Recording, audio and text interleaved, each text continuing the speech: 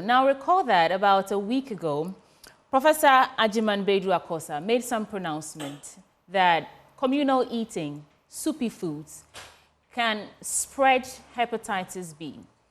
Some people have come out to say that indeed it makes sense, but the Hepatitis B Foundation of Ghana have some concerns that they've raised. And in fact, it's not just concerns. Now they're issuing a 7-day ultimatum to this renowned cellular pathologist and lifestyle wellness consultant, Professor Ajiman, to retract what the foundation calls a false statement. But not just the foundation. Now, Professor Paul Osei-Sampany, who is also a forensic histopathologist and a consultant pathologist at CAF, is also saying that he supports the assertions or pronouncements made by Professor Akosa. So let's get on the phone with him now.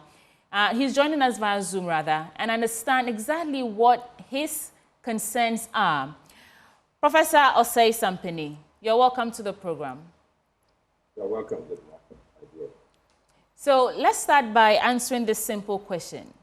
These pronouncements made by Professor Akosa, are they false as claimed by the Hepatitis B Foundation of Ghana? Yeah, I'm sorry to say that it's not false. In fact, let me first of all greet your cherished witness and also greet the members of Hepatitis B Foundation of Ghana. In as much as everybody empathize with their condition, we must say that we are also in their shoes. Like anybody at all could also be infected and live with that condition, just as someone who would have been infected with HIV. So I really empathize with them. But however, let's get to the substantive issue at stake, that they believe that what Professor Akosa said is false and lies. I beg to differ. It's never true. In fact, if you read the WHO global report on hepatitis B virus, that is 19th of April 2024. That's as recent as some few months ago, 19th April 2024. It states categorically that among other things, among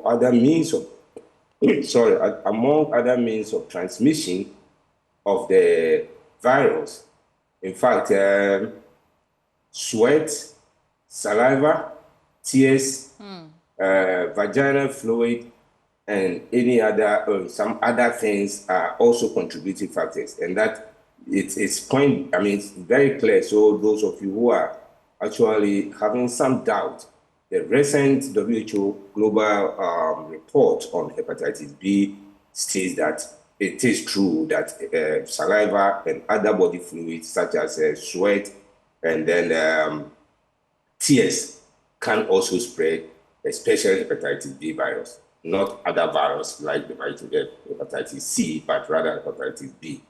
Right. Now, that is in opposition to what the foundation is saying, that there's no scientific backing to their claim. But what I'm curious about is, do you see the wisdom in what they're saying, that it spreads fear and panic and discrimination for those who have the virus, hepatitis B? Because if you're saying don't eat soupy foods in groups, if you know that someone has hepatitis B, you're tempted to keep your distance from that person. And so such assertions made in public could cause fear and panic and discrimination. Your response to that? Was Professor Akosa stating things that has everything to do with scientific facts, or he was just just congesting some form of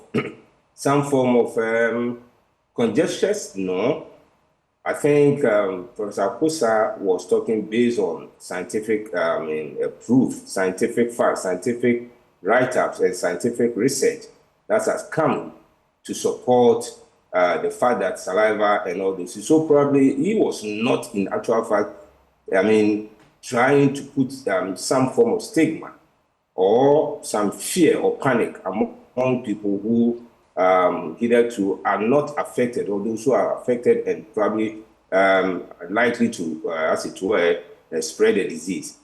But so, I mean, if you are spreading disease, you are not spreading disease among people who are not positive, but you can also be reinfecting those who are actually hepatitis B virus positive. And so therefore, he was actually saying these things just for us all to be mindful of that fact that one can easily contract the disease by eating, I mean, in a communal style as we practice in Africa. In fact, if you look at it, Prof Akosa never made mention of Ghana.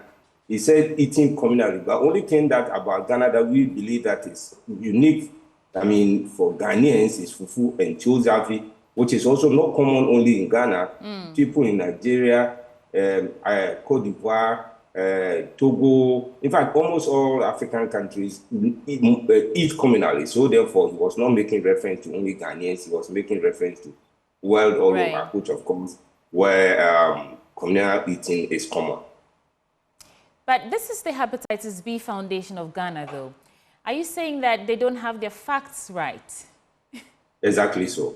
Exactly so. I mean, the fact that they have the facts that are actually, I mean, found in textbooks, but those that are found, those that are, in fact, there are a lot of authorities that support it. In fact, time will not allow me to go through all the authorities. But those who are interested in knowing it, a lot of it, this thing dated back in 1862, when St. Veil actually was able to detect that saliva and other body fluid can be one of the means by which the virus can be transmitted. I mean, 1862, that is where this thing was first discovered. And people have actually gone into it till 2024, when even the WHO also came to support that assertion. So it's not something Prof Akosa out of the blues said. Said about it. But the question is that is what the truth is. So probably the latest one is what I've given to them. If they are interested, they can go and have a look at it.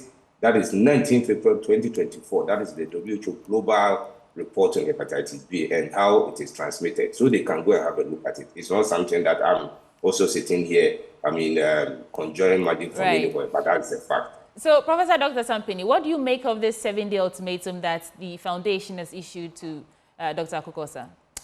Yeah. Well, I believe that they should rather seek more knowledge about it, and probably be grateful to Professor Akosa for bringing out some of these facts, so that they themselves will be mindful of that fact that there are so many other means by which one can transmit it. So those who have it and believe that the only means by which one gets it is mother to child, or through sexual activity and any other things apart from body fluid, I mean, they might be living in some dreamland. So they should have a different approach to how the disease or the virus can be actually transmitted. And so I will only advise them that,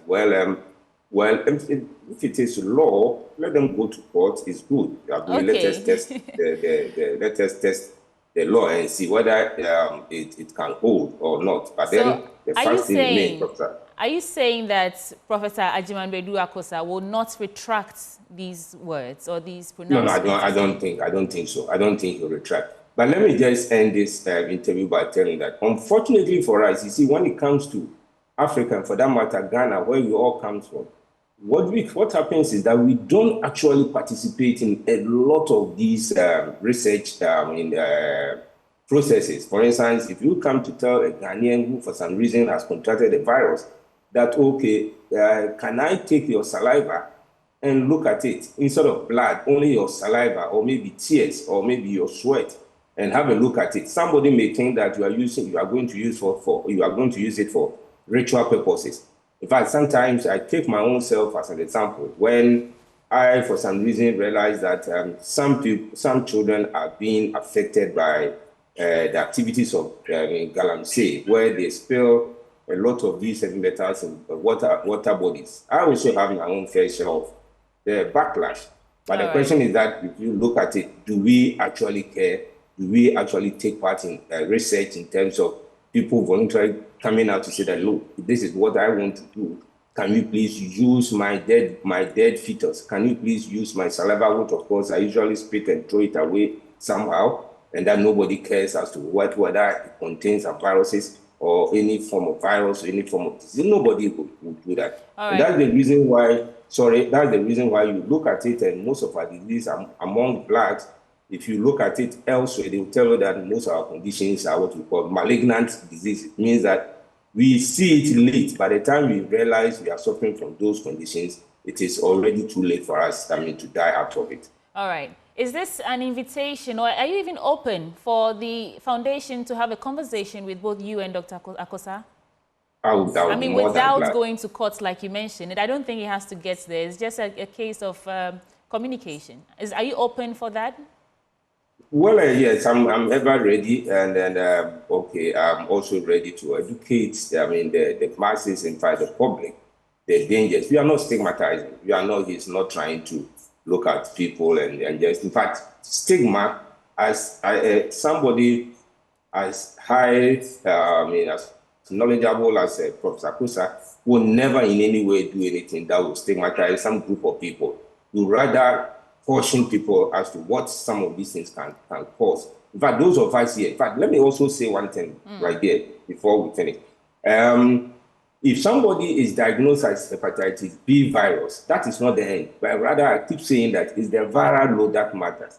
It's not the fact that you have been diagnosed as hepatitis B virus. But the question is that you always have to go and check whether you have, the volume of the virus in your blood exceeds that volume where your system can control. And so therefore, you always have to be checking. From time to time, take your blood sample, let them have a look at it and see whether the volume is, or the load is normal or abnormal, so that you keep taking your vaccines. Because the disease is such that it doesn't have any cure, no cure for it, right, except that you only reduce your viral load so that it doesn't go to the level where your liver will be affected to the point of getting liver cancer. That is where the problem is. So it's not, so we shouldn't be afraid of those who have hepatitis B virus, but rather those who are not testing, those who don't know their status. That is where the danger is.